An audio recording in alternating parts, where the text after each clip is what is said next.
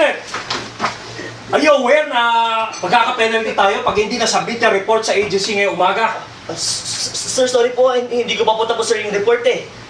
Bakit? Ano ba ginawa mo? Sabihin mo sa akin, ano? Emergency po kasi, umuwi po ako ng maaga.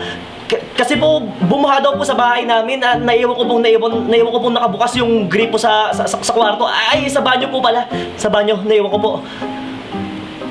Sir, kasi may nahimatay na alis sa labas.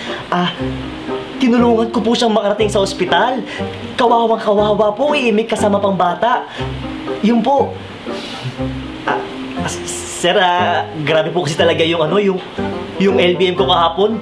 Mga 10 times na po kung pabalik-balik sa common CR natin.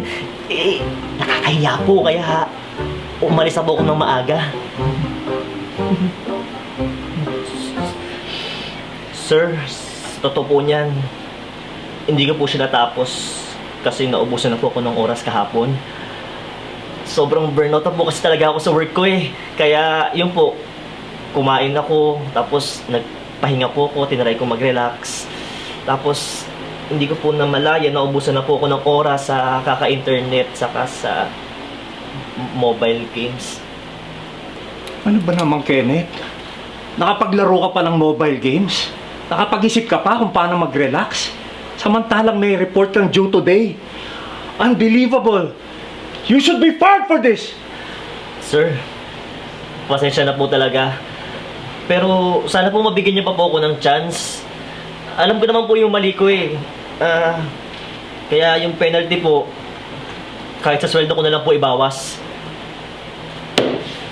Last na to, Kenneth, But I'm suspending you for 3 days without pay para mabayaran yung penalty na yan. Mabuti na lang, maganda ang track record mo. Kung hindi, sa susunod ha.